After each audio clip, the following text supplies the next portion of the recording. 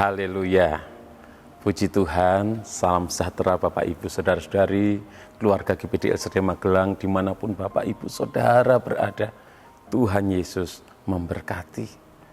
Kembali hari ini kita akan bersama-sama belajar firman Tuhan. Firman Tuhan saya ambil dari kitab Kidung Agung, pasal yang pertama, ayat yang kelima. Kidung Agung pasal yang pertama, ayat yang kelima, saya akan bacakan. Demikian bunyi firman Tuhan. Memang hitam aku, tetapi cantik, hai putri-putri Yerusalem, seperti kemah orang Kedar, seperti tirai-tirai orang Salma. Bapak Ibu Saudara yang dikasihi oleh Tuhan, kitab Kidung Agung menceritakan hubungan kisah kasih antara Salomo dan Solamit. Salomo sebagai mempelai laki-laki dan Solamit sebagai mempelai wanita. Kitab Kidung Agung menceritakan hubungan kisah cinta antara Salomo dan Solamit. Dan hal ini menggambarkan hubungan Kristus dengan jemaat. Kristus sebagai mempelai laki-laki dan gereja Tuhan, jemaat Tuhan, umat Tuhan sebagai mempelai wanitanya. Jadi apa yang dituliskan di dalam kitab Kidung Agung ini menjadi gambaran dari hubungan Kristus dan hubung bersama dengan jemaat, bersama dengan umatnya. Dalam Kidung Agung pasal 1 ayat yang kelima, kita sudah membaca perkataan dari Solamit, mempelai wanita. Dia berkata, memang hitam aku, tetapi cantik. Dalam Alkitab terjemahan lama dikatakan, memang hitam aku, tetapi manis. Dan ada pelajaran yang bisa kita ambil dari apa yang disampaikan, apa yang diungkapkan oleh mempelai wanita atau Solamit ini, yaitu tentang kejujuran. Dan firman Tuhan hari ini saya beri tema tentang kejujuran. Kejujuran. Solamit, dia berkata jujur, dia berani berkata jujur, berani mengakui keberadaannya, berani mengakui kekurangannya, bahwa dia hitam. Dia berkata, memang hitam aku. Jadi dia jujur, berani mengakui kekurangannya, keadaannya. Kejujuran berasal dari kata jujur yang memiliki arti berkata apa adanya. Itu jujur, berkata apa adanya, tidak berbohong. Dan itulah yang dilakukan oleh Solamit, mempelai wanita. Dia berkata apa adanya, dia tidak berbohong tentang kondisi keadaannya. Memang hitam aku. Bapak Ibu Saudara yang dikasihi oleh Tuhan, di zaman sekarang ini untuk mencari orang yang jujur tidak mudah. Tidak mudah. Karena banyak orang yang hidupnya tidak jujur. Banyak orang yang hidupnya curang. Banyak orang yang hidupnya di dalam kepura-puraan. Bahkan banyak orang yang tidak berani berkata apa adanya ketika mereka melakukan sebuah kesalahan. Ada banyak orang yang tidak berani mengakuinya. Mereka mencoba mencari-cari alasan untuk membenarkan dirinya. Mencoba mencari-cari alasan, bahkan mencari kambing hitam, mencoba menyalahkan yang lain, menyalahkan situasi, menyalahkan keadaan, bahkan menyalahkan orang lain. Karena tidak jujur, tidak berani mengakui bahwa dia salah dan kemudian meminta maaf. Tetapi mencoba membenarkan dirinya dengan berbagai macam alasan, berbagai macam dalil.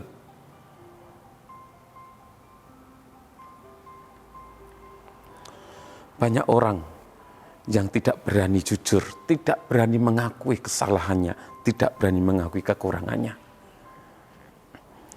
Dan hal ini sudah terjadi sejak zaman Adam dan Hawa dalam kitab Kejadian. Kalau kita membaca di dalam kitab Kejadian pasal yang ketiga, ketika manusia jatuh di dalam dosa, manusia sudah melanggar perintah Tuhan. Mereka memakan buah dari pohon yang ada di tengah-tengah taman, buah pengetahuan yang baik dan yang jahat. Tuhan sudah memberi perintah kepada manusia, buah dari pohon yang ada di tengah-tengah taman tidak boleh dimakan. Buah pengetahuan yang baik dan yang jahat tidak boleh dimakan. Tetapi Hawa, ketika dia dibujuk, dirayu oleh iblis, dia mengikuti apa yang dikatakan oleh iblis, melanggar perintah Tuhan, memakan buah yang dilarang oleh Tuhan. Hawa juga memberikan kepada suaminya, kepada Adam. Adam juga memakan buah itu. Mereka sudah bersalah melanggar perintah Tuhan. Mereka sudah berdosa. Tetapi Adam dan Hawa pun tidak berani jujur. Tidak berani mengakui kesalahannya, keadaannya. Kalau kita membaca dalam kitab Kejadian pasal yang ketiga ini, ketika mendengar suara langkah Tuhan datang ke Taman Eden, manusia bersembunyi. Manusia bersembunyi, Adam dan Hawa bersembunyi, takut berjumpa dengan Tuhan. Dan Tuhan memanggil manusia itu, "Di manakah engkau? Di manakah engkau?" Ketika Tuhan memanggil manusia, memanggil Adam. Bahkan Tuhan bertanya kepada Adam. Dalam ayat yang ke-11, saya akan bacakan Kejadian 3 ayat yang ke-11.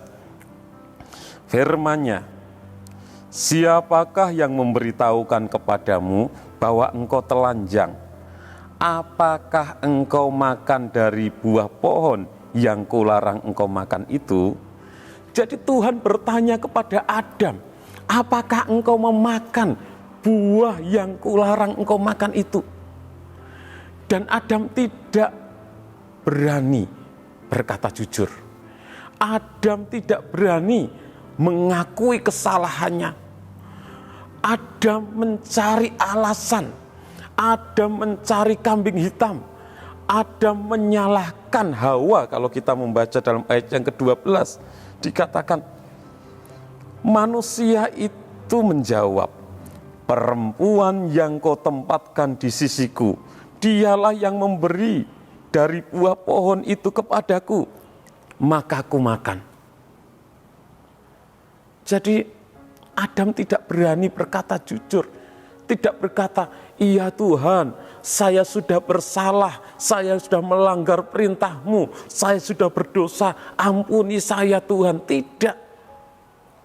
Tetapi Adam, dia mencari alasan, mencari kambing hitam, menyalahkan yang lain, menyalahkan Hawa.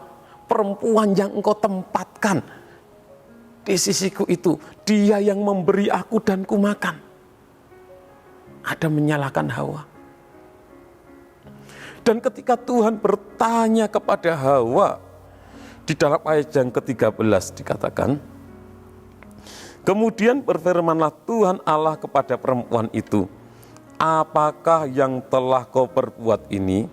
Jawab perempuan itu, "Ular itu yang memberdayakan aku maka kumakan. Jadi ketika Tuhan bertanya kepada Hawa, apa yang telah engkau lakukan ini? Hawa pun tidak berani berkata jujur. Hawa tidak berkata, iya Tuhan, saya sudah bersalah, saya sudah melanggar perintah-Mu, saya sudah memakan buah yang Engkau larang, ampuni saya. Tidak. Tetapi Hawa juga mencari alasan, mencari kambing hitam. Hawa mempersalahkan ular. Dia berkata bahwa ular itu yang memperdayakan aku, maka aku makan. Bapak Ibu Saudara yang dikasihi oleh Tuhan, kalau kita kembali kepada Kidung Agung pasal 1 ayat yang ke-5, Sulamit mempelai wanita, berani berkata jujur, mengakui keadaannya memang hitam aku, tetapi cantik. Padahal Sulamit bisa saja beralasan. Kalau kita membaca dalam ayat yang ke-6, Kidung Agung pasal 1 ayat yang ke-6, di sana dikatakan, janganlah kamu perhatikan bahwa aku hitam, karena terik matahari membakar aku.